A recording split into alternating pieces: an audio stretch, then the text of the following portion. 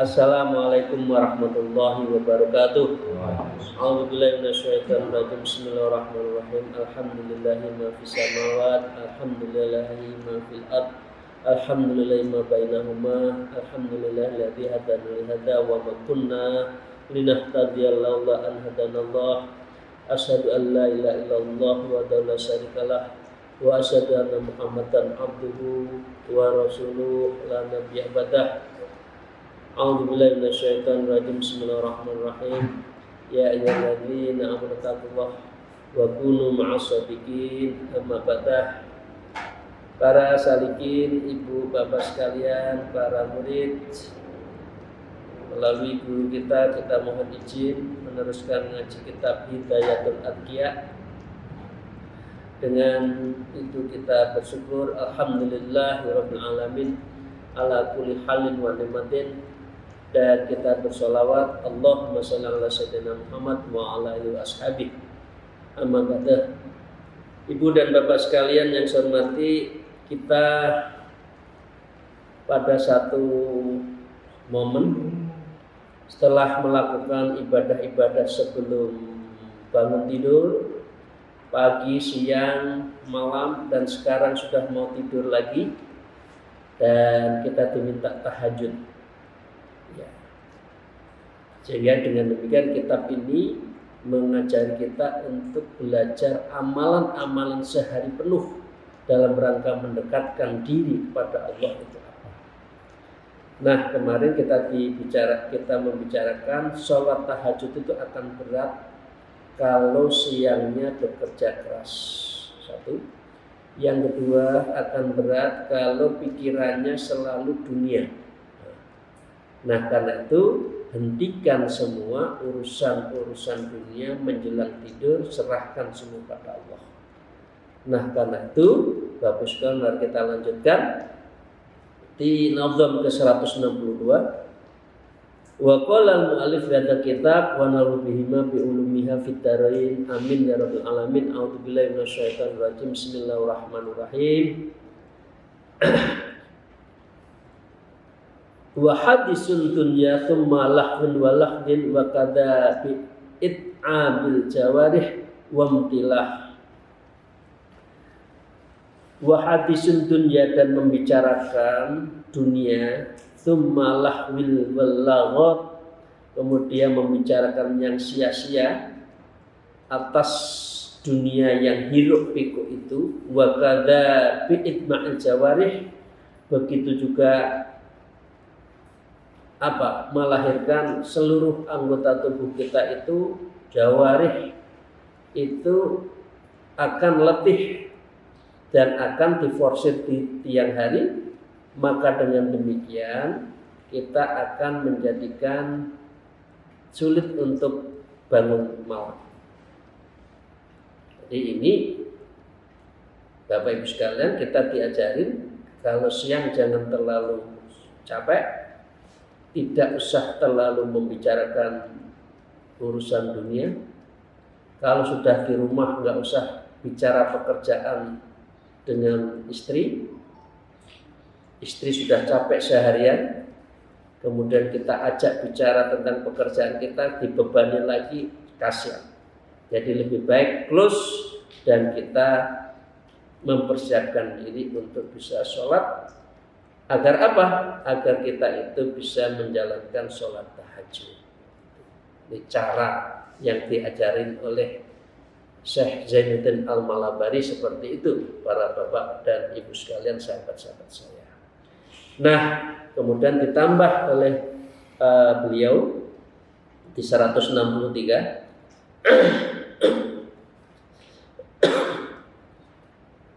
Wa yu'inu tajdidul wudu adzikruka qoblal ghurub masabihan mustaqbila. Kalau orang itu mudah untuk bisa sholat malam, sholat tahajud, maka dengan demikian wa yu'inu tajidul wudu. Jadikan kamu itu membiasakan menjaga wudu. Ya. Jadi memudawamkan wudu. Memudawamkan wudu itu adalah bagian dari sesuatu yang sangat bagus dan itu menjadikan diri kita itu menjaga kesucian, kebersihan. Wa dzikruka qoblal ghurub, dan zikir-zikir di ba'dal asar hatal maghrib itu saat yang tepat untuk zikir ya qoblal ghurub, sebelum matahari terbenam. Musabbihan muqtabila, maka dengan demikian kamu harus takbil iqbal, menghadapkan dirimu itu kepada Allah, menghadap ke kiblat. Itu kalau zikir menjelang matahari terbenam. Nah, karena itu mengapa wudu itu harus kita jaga? Karena di dalam satu hadis diterangkan, inna ummati yad'una yaumal qiyamah hurran muhajjalina min ansadil wudu faman istata'a minkum ayyutila arratuhu falyaf'al. Sesungguhnya umatku akan dipanggil di hari kiamat dan wajahnya bersinar-sinar melebihi dari matahari Merkuri, ya, sinar mencorong. Karena apa? Karena dia itu adalah atharif wudu, karena sinarnya membiasakan wudu. Ya, famastata'a, barang siapa yang menjalankan semuanya itu kepadamu, maka wajahnya akan cerah, wajahnya akan bersinar, dan Anda harus apa? Harus menjaganya. Itu Bapak Ibu sekalian yang saya hormati. Karena wudu inilah yang menjaga kita. Di hadis lain juga disebutkan, di hadis Bukhari, la yatawadda'u wa rajulun yuhsinu wudu wa yusalli shalah illa ghufira lahu ma baina wa baina shalah hatta yusalliyaha. Orang yang menjaga wudu dengan memperbagus wudunya, syaratnya, sunatnya, dan dia melaksanakan sholat, maka ia diampuni di antara wudu ke wudu hingga ia mengerjakan sholat. Jadi Bapak Ibu sekalian, habis sholat duha, wudu, bekerja, sambil bekerja masih ada wudu, maka selama kita punya wudu, dosa kita diampuni. Sholat lagi, wudu lagi, diampuni. Inilah Bapak Ibu sekalian pentingnya wudu, dan kita harus apa? Harus dalam keadaan suci. Ma min muslimin yabisu ala dzikri tahiran fa yata'aru min al-lail fa yas'alullah khairan min ad-dunya wal akhirah illa a'ta'iyahu. Seorang muslim yang tidur dalam keadaan berzikir, yang sebelumnya sudah kita ajarin kan, apa zikirnya sebelum zikir, dan dia dalam keadaan suci, kemudian dia bangun di sebagian malam dan meminta kepada Allah kebaikan di dunia akhirat, kecuali Allah akan memberinya. Karena kita memang dalam keadaan suci, dan kita selalu menjaga diri kepada apa? Kepada diri kita itu agar betul-betul suci. Ini pentingnya wudu ya Bapak Ibu sekalian ya. Maka itu kalau salaman, kalau perempuan ya kalau tidak terpaksa ya kita nggak usah salaman lah, jaga wudu kita kan, sambil membawa tasbih kita kan eman-eman itu, karena zikir kita harus fikuli zamanin wal waktin. Kita zikir dalam semua zaman dan waktu. Keluar masuk nafas kita itu selalu penting. Ya, dan wa dzikruka qabla ghurub, dan ini saat yang mustajab seseorang itu adalah berzikir sebelum matahari terbenam. Bapak Ibu sekalian yang saya hormati, zikirnya itu gampang, dua saja, memperbanyak tasbih dan istighfar. Tasbih dan istighfar itu diperbanyak aja, sambil zikir, sambil duduk, sambil nunggu maghrib, sambil adzan zikir.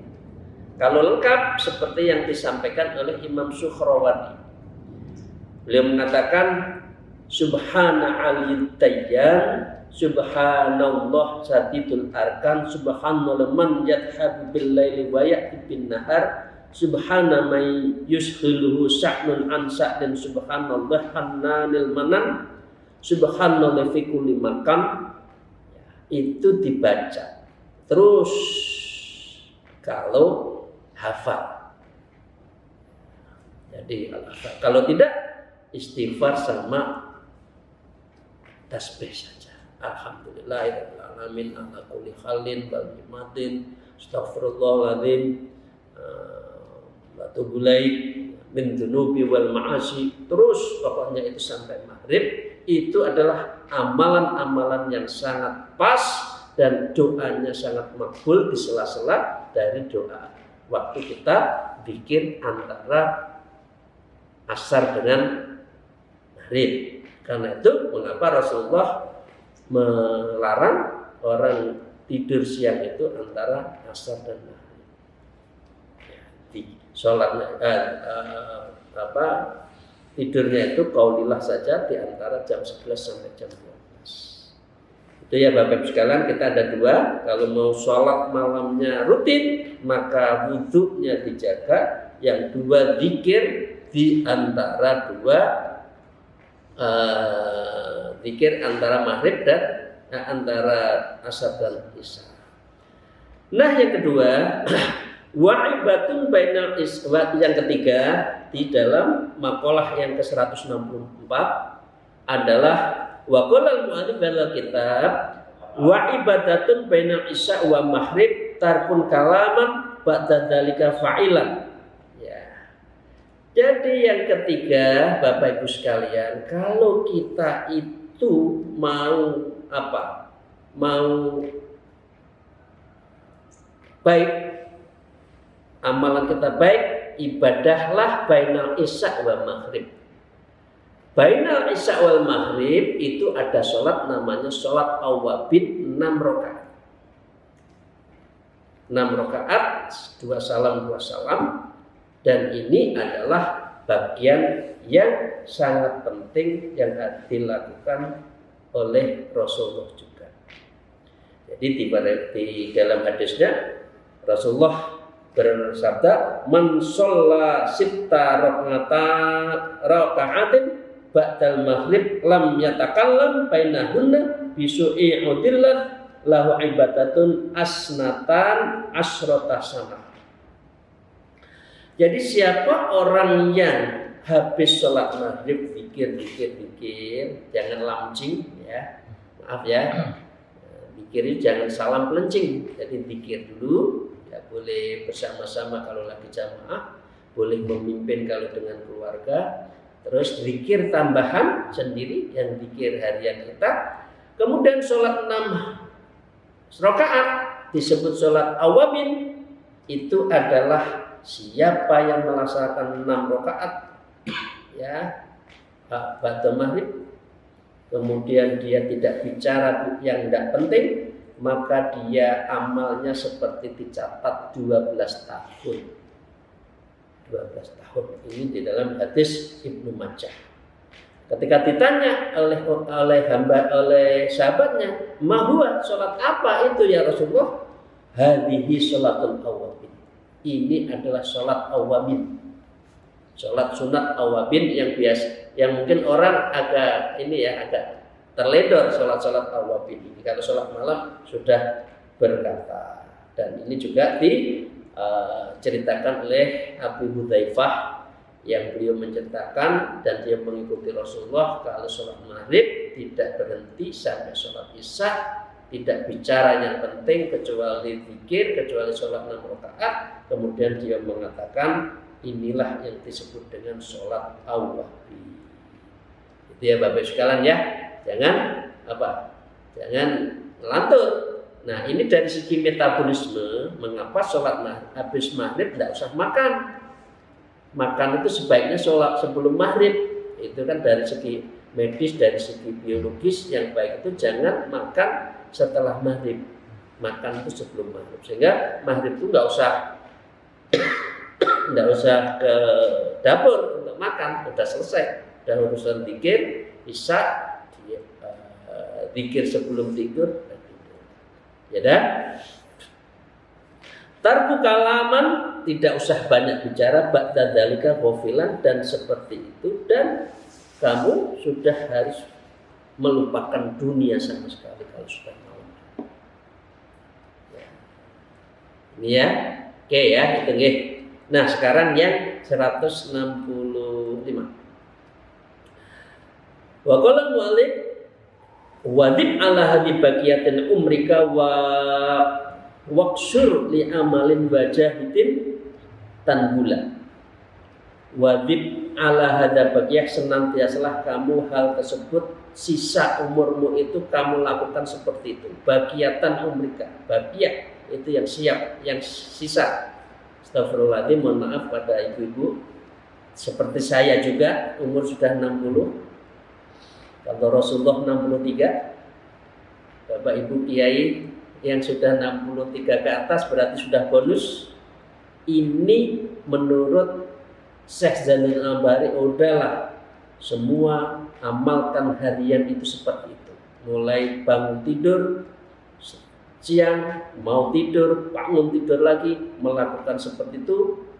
Ya, baqiyatan umrika waksur li amali wajah tanggula, dan janganlah kamu berangan-angan lebih tinggi tentang dunia, perangi nafsimu, wajahid perangi nafsimu, tanggula, maka kamu akan menjadi orang yang mulia. Insyaallah meninggalnya bagi orang yang 60-70 itu yang sudah membiasakan ini akan husnul khotimah. Tapi kalau umur 60-70 masih terus, atau 70 ke atas ya, wallahu alam, umur tidak ada yang tahu, masih urusan dunia, udah dia akan waqasat qulubum sata, hatinya akan beku dan sulit untuk diajari untuk mempersiapkan diri menuju Allah.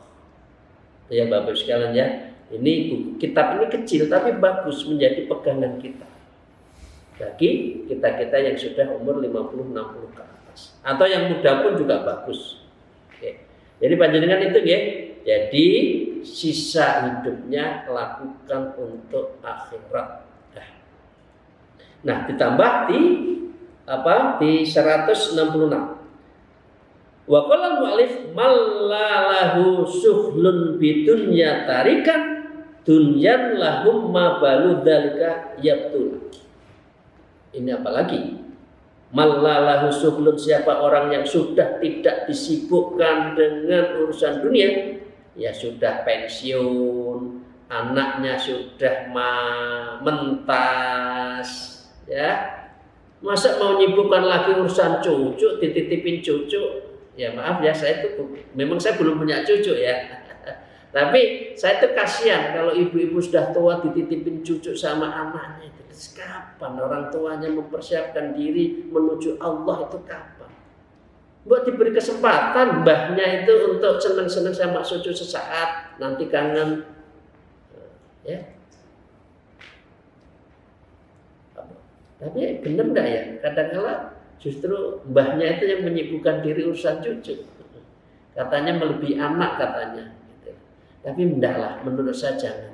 Menurut saya sibukkan diri Anda, diri kita adalah untuk akhirat. Mallalahu suhlun bidunya. Tinggalkan semua dunia itu, semua untuk akhirat. Apalagi kita sudah pensiun, tidak punya tanggung jawab sosial, tanggung jawab pekerjaan, menafkahi keluarga sudah mentas semua. Lahu ma balun dzalika yutalu, maka itu semua urusannya untuk apa tersebut? Hanya untuk membangun. Ma balun dzalika yutulu, mengapa hidup kamu umur 60-70 nonton TV, nonton sinetron terus tinggi apa urip kayak ngono kuwi? Maaf ya Ibu ya. Matiin TV deh, baca Quran, zikir. Karena ini waktu-waktu saat waktu sisa kita menghadap Allah. Tidak usah sibuk reno-reno. Zikir, membantu orang, baca Quran, khatmil Quran, taklim. Itu aja. Karena kalau tidak sia-sia. 60, 70, 80 urip kok sia-sia itu nih. Mangan tok, turu tok ke kamar mandi. Maaf, BAB 24 jam kok gitu saja. Eman-eman. Ini menurut Imam Zainuddin Al-Malabari dan perlu untuk kita ambil. Begitu ya Bapak sekalian. Nah, 167-nya fa bi hikmatir rabbi alaihi tanafu'an bi sholatihi wa tilawatihi mutasahilan. Hendaklah ia menikmati waktunya untuk mengabdi kepada Allah Rabbun Aliyun, Allah yang Maha Luhur. Dah, zikir, sholat, wudu, silat, zikir, baca Quran, ya kan? Dengan isolatin, dengan sholat, wa tilawatin, dengan membaca Quran, mutasyahilan, dan itu semua adalah kamu sibukkan di situ. Jangan sibuk melihat drakor. Maaf ya, masih suka drakor ibu-ibu yang muda-muda ini. Drama Korea. Bisa berjam-jam nonton drakor. Ya, dan juga Lee Min Ho ya. Seternya Lee Min Ho. Dan juga apa ya, drama-dramanya. Udahlah, nggak perlu, itu nggak penting. Yang penting baca Quran. Nah, yang 167, wa idzas samatu fis sholati ta'arradat fatlul Quran bi rahbatin muta'ammilan. Fa idzas samatu fis sholah, kalau sudah berkali-kali capek sholat, ya, maka ya taharrat fatlul Quran, ambil Quran, duduk lagi baca Quran bi rahbatin muta'ammilan, dan dipenuhi dengan rasa, dengan merenungkan isi Quran dan merasa takut kepada Allah. Ini sarannya kepada orang yang sudah tua-tua, ya, tidak tahu yang tua siapa ini, atau merasa muda semua, Mas ya. Boleh usia 60, 70, 80, tapi jiwanya jiwa muda. Tidak apa-apa jiwa muda, tapi jangan melupakan bahwa itu semua kita akan meninggal dan harus mempersiapkan diri pada Allah, mempersiapkan menuju Allah.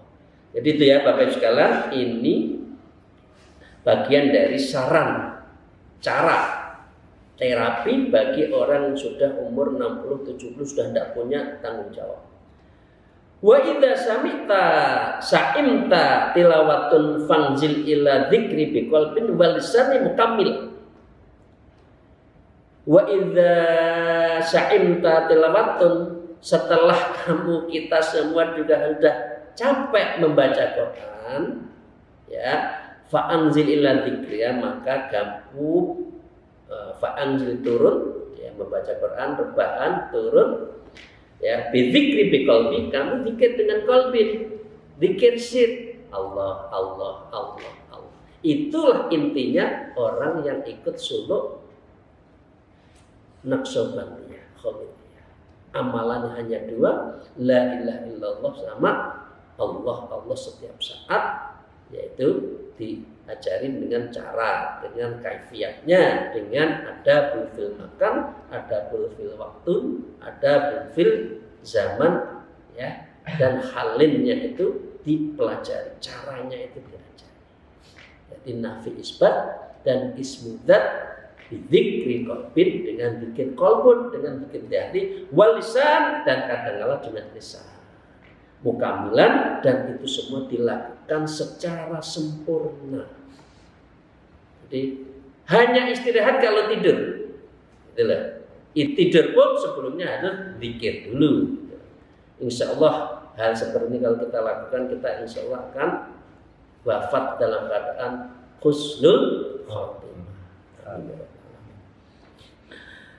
Wa qala al-mu'allif fi hadzal kitab Nadam ke-170 Tumma quron bil qalbi wa wa muraqabatil tasghil ya bi hadisin nafsin muhmilan. Kemudian apabila kamu sudah zikir dengan sungguh-sungguh dengan hati dan mengingat Allah, kalau gitu la tasghil bi hadisin, kamu nggak usah bicara tentang urusan dunia lagi, ya. Dan kamu jangan diikuti oleh nafsu. Mau tidur, saya bawa HP dulu lah, lihat drakor. Oh jangan, udah langsung tidur aja. Kalau gitu nanti lupa lagi, tidak bisa sholat malam lagi. Nah, itu ya. Dengan demikian bihadisin nafsin muhmilan, kemudian kamu membicarakan hatimu dan kamu harus meninggalkan apa semua itu urusan dunia.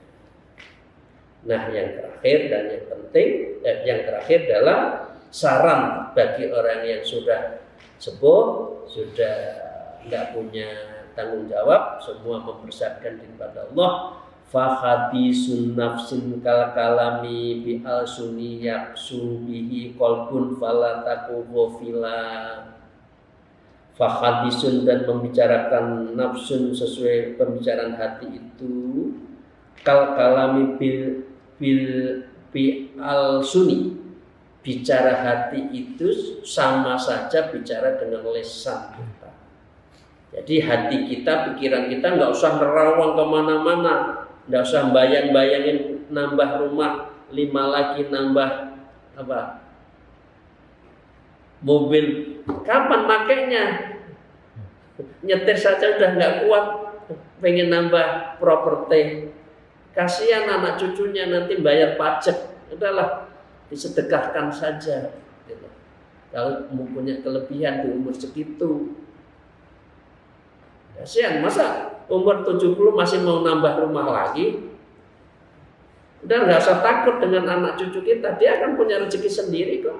Asal kita kasih kailnya, sekolahkan yang paling benar, dan pilihlah jurusan-jurusan yang benar. Jangan lupa tujuannya adalah untuk ibadah. Ilmu itu bukan al ilmu lidunya, tetapi al ilmu lil akhirah.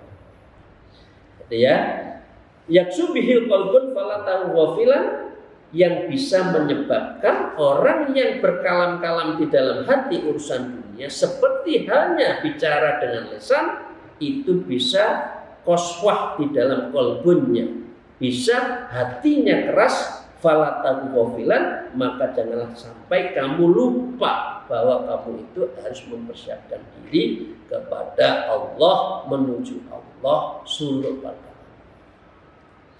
Jadi saya menjadi ingat Bapak Ibu sekalian, bukan di pondok saya di Baran Kediri sana, itu banyak ibu-ibu, bapak-bapak yang nggak pulang. Ngapain pulang? Di situ zikir, ya, sholat malam, tawajuhan, istighosahan, tiap hari begitu.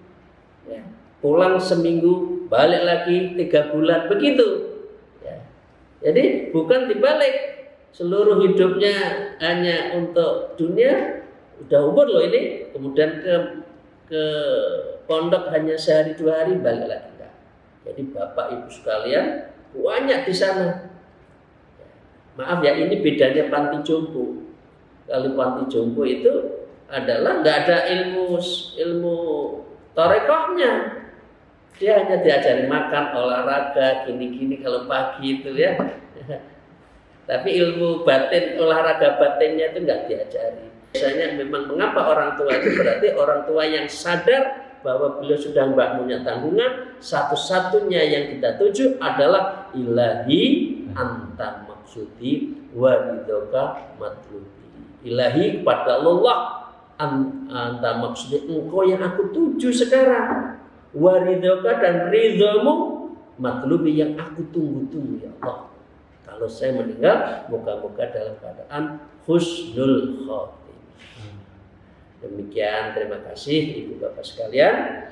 Hari ini kita ngajarin bagi orang yang sudah berumur ya. Walaupun umur itu nggak ada yang tahu, umur muda yang meninggal juga banyak, gitu loh. Tapi ini kayaknya ditujukan pada umur yang sudah 60 ke atas. Yang belum suluk segera suluk, mempersiap diri biar tahu amalan hariannya seperti apa, ya. Kemudian mempersiapkannya seperti apa sehingga penuh hidupnya itu betul-betul ditujukan pada Allah dan mempersiapkan akhirat. Alhamdulillah, wallahu muwaffiq ila aqwamit thariq. Wassalamualaikum warahmatullahi wabarakatuh.